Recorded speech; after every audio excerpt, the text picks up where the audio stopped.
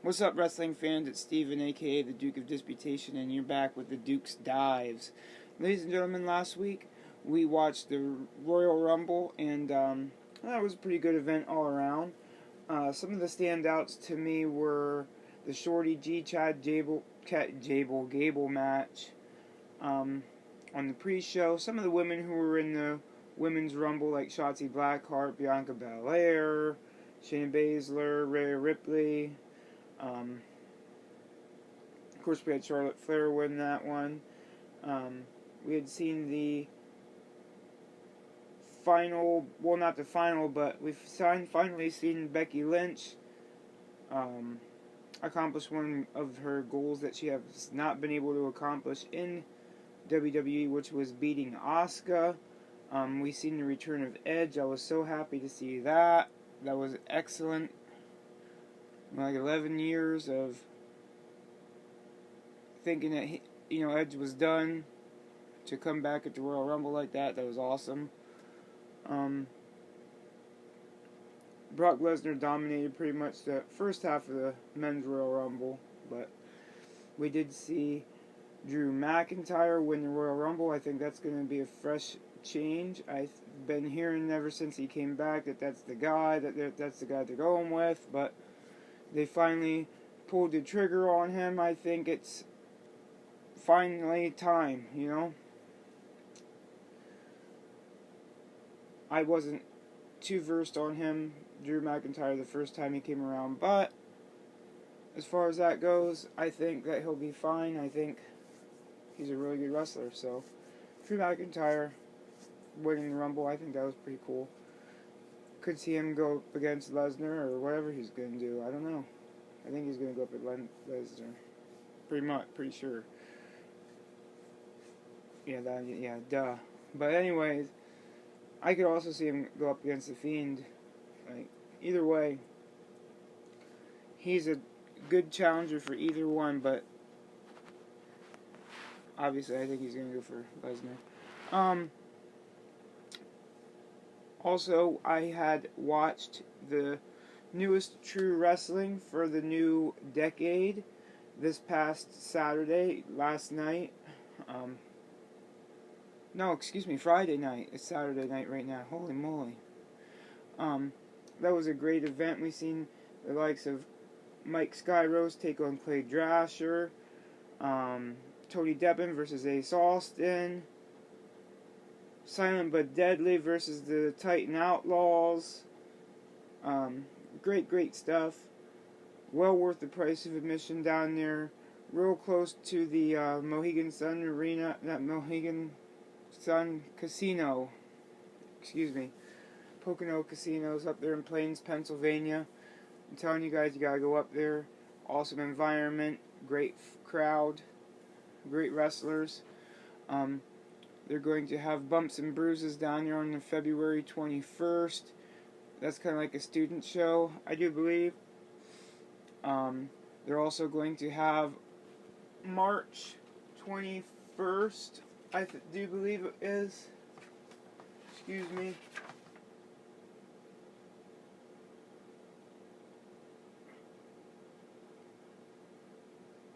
March 22nd.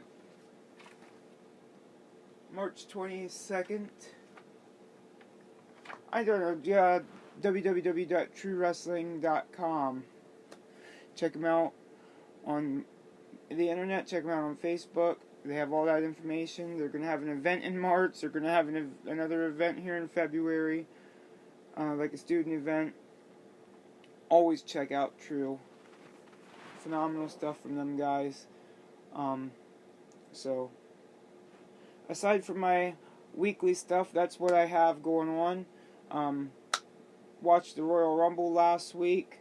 This week I went to True Wrestling, and I had a damn good time. I got some nice clips and stuff I'll put up on the internet here as soon as I grab my Ethernet cord from the Walmart here. And like I said, hopefully I get down there on February 21st for the next event, and hoping to get down the PPW countdown on the 15th and see the Headbangers. The rest of the month is going to be crazy. Then after that, we have Tall Man Joe's. We got NTS, I do believe, in East Stroudsburg on the 28th. And then March 1st is going to be NTW in Sayre. So that's all the local stuff and TV kind of stuff. And of course, I'll be taking and watching NXT TakeOver Portland. I think that's coming up next week or the week after. So now, ladies and gentlemen, I'm going to go ahead and cover my weekly Wednesday Night War, if you will. Alright, y'all, because AEW won my show of the week last week, I'm going to open up again with them. AEW Dynamite for the 29th of 2020. We had a great Chris Jericho promo to open the show with. Some funny stuff out of this promo. You can't even blink with both eyes at the same time. You know, just some funny stuff from Jericho as always. Chris Jericho promos are one of my favorite things, man. And this was so funny. Some great stuff out of Jericho here. We opened up. The first match was the Young Bucks versus Butcher and the Blade. Felt like the best pace for a Young Bucks match for me. These guys work really well together.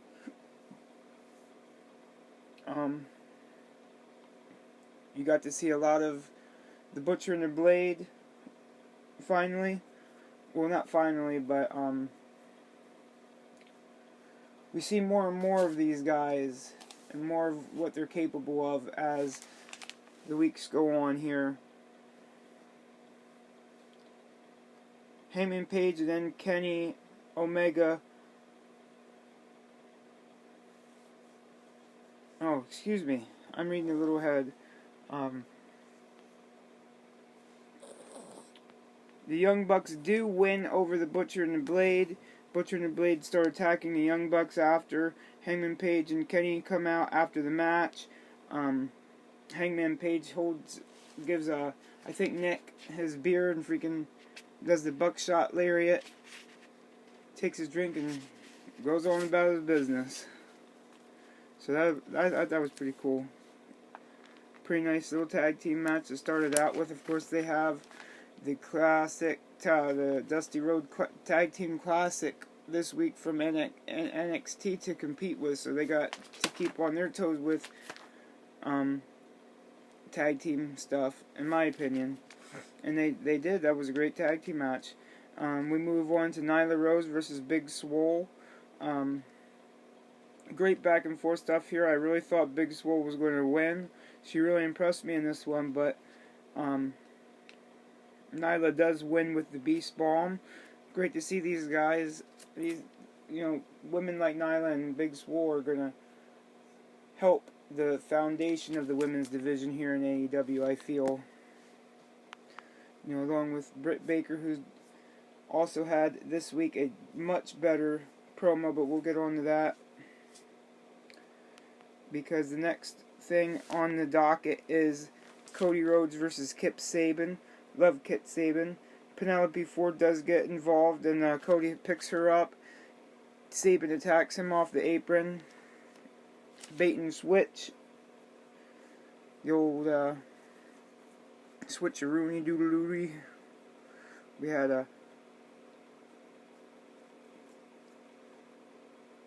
a Kip Sabian and Penelope Ford went to kiss each other. Joey Janela pops up out of the crowd. They both end up kissing him. Cody does win with the Crossroads here, and that was just a fun match. We had a neat Britt Baker promo, like I said, much better than last week, and like I said, she's going to get better on the mic. I think she's really good in the ring. I love that that hook she's got, the finisher she's been using. I enjoy that. So like I said, a neat promo out of her. We move on to SCU versus Best Friends. This was my match of the event. This was a great one. I love SCU. I love the Best Friends, of course. Orange Cassidy out there with them. SCU, they do pay tribute to Kobe with their gear. Very athletic match. I love the things Angelico and Jack Evans can come up with and do in the ring. Evan goes for an awesome Sansuki special. SCU does win with a SCU later out of nowhere after separating the Best Friends. Then the Dark Order come out and they say that Christopher Daniels is targeted by the Exalted One. So that's going to be interesting to see moving forward, and maybe what we're going to see as far as a Dark Order separate promos and more stuff coming out of being the Elite, of course, out of this situation. Follow all those little side facets and make sure you're keeping up with the latest possible news with All Elite Wrestling. We had an awesome promo by Pac addressing Moxley, but mainly calling out Kenny Omega and said he's coming for blood next week. Of course, then we had the Inner Circle versus Darby Allin and Private Party. That was really cool. I think the Inner Circle did win this one. It was great to see Darby Allin. Yeah, he's growing on me, but my standouts for this one were the Private Party. So that wraps that one up. AEW this week, I think it was a pretty solid show, but they got a lot to live up for NXT. We'll have to check out and see which one tickled my fancy more this week. So, like I said, that's the end of the AEW portion of the podcast. Thank you for listening to that rambling.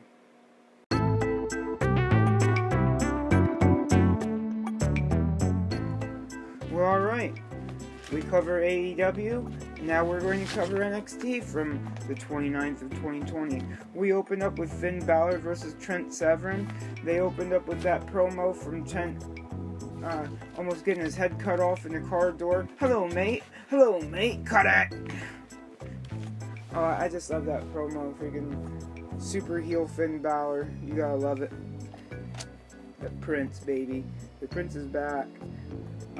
Balor attacks him right off the gate in this one, but Seven was really impressive. A lot of this was, of course, done in picture-in-picture. Though this week I've pretty much come to the conclusion that I hate picture-in-picture. Balor does win this one with a coup de grace in a 1916. I love that little combination to finish it off. Now, this one up here, it would have been my favorite of the week, but it just went a little bit shorter than what I expected it to, which was Deonna Purrazzo versus Shotzi Blackheart. Of course, Deonna is one of my favorites. Awesome tank entrance from Shotzi, though. But, not to be outdone, the Virtuoso had a nice entrance herself. I really enjoyed her entrance. It was flashy, yet still on par with a tank entrance. I mean, come on now. Just the Virtuoso, just being in the presence of the Virtuoso was an entrance enough. Alright, yeah, whatever. Shut up, Steven. Anyways, a nice back and forth. Deonna being the aggressor, she controls most of the match, but Shotzi does mount a comeback and win with a cannonball off the top of the rope. I hope to see these guys. I hope to see these ladies tussle again. I want to see them run this one back at NXT. Then we open up. We have a Keith Lee promo. He says he is a prophecy ender, and he is about to announce who's next on the agenda, while he is interrupted by Damian Priest, who comes out to stake claim at the NXT North American Championship title, who is interrupted by Dominik Dijakovic. both now staking claim at the #1 contendership. Keith Lee says, I guess you guys got some business to take care of, and he gets out of the ring and we open. Well, yeah, I gotta say I gotta stop saying open. The next thing on the list is, yeah, holy shit. He walks out of the ring and boom, a match happens between Damian Priest and Dominik Dijakovic. Now, I don't know if this was a #1 contenders match. I don't know if they announced this, on social media or something, but as far as I know, this was just a match between Priest and Dijakovic. Priest bomb on the apron to the outside, big crucifix Priest bomb. That was freaking crazy by, of course, Damian Priest. Dijakovic with an Asai moonsault to the outside. Priest does win with a Feast Your Eyes, and this was an incredible match and an incredible build to NXT North American Championship title. I know a lot of people were concerned that hasn't been announced yet, but still in the process of figuring out who this #1 contender is, and then I'm sure once that's cemented, we'll have our match for NXT Portland. I'm going to go ahead and give this one my match of the week. I did like that one quite a bit. Next thing we have is Tommaso Ciampa calling out Cole.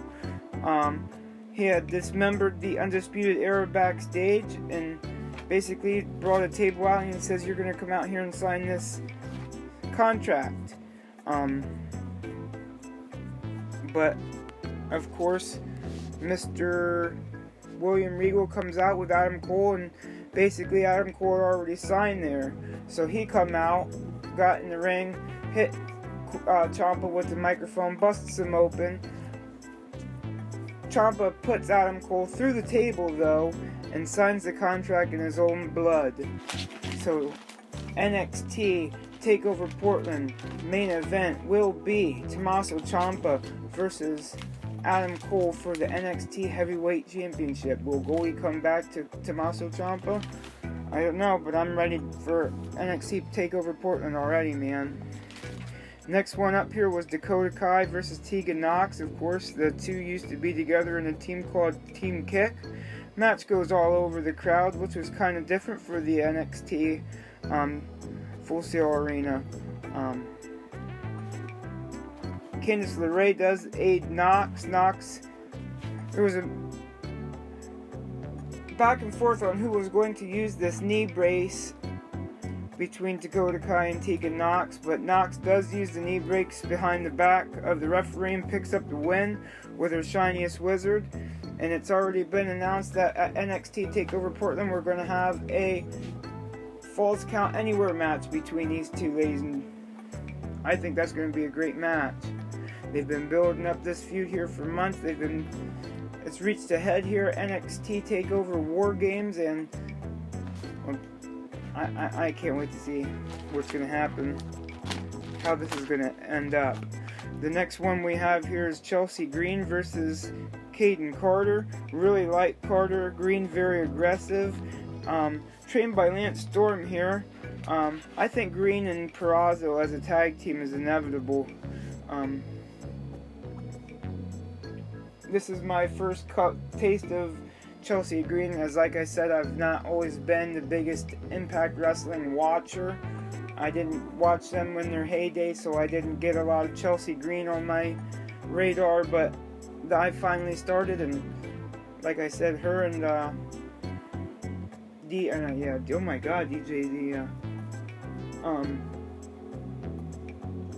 Robbie E, holy moly, as being her valet, whatever you want to call it, her money investor or whatever.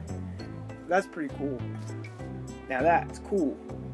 But Carter does win after rolling up Green with a small package while she was gloating, taking a little bit of time to gloat, and she got rolled up small package style. We move on to the Broserweights versus the Grizzled Young Vets. The Grizzled Young Vets dominate the first half of the match, but there was a lot of great teamwork by the Broserweights that made me forgo any kind of worry that I had last week about them being a thrown together tag team. I do hate picture-in-picture, which a lot of this was taking place in.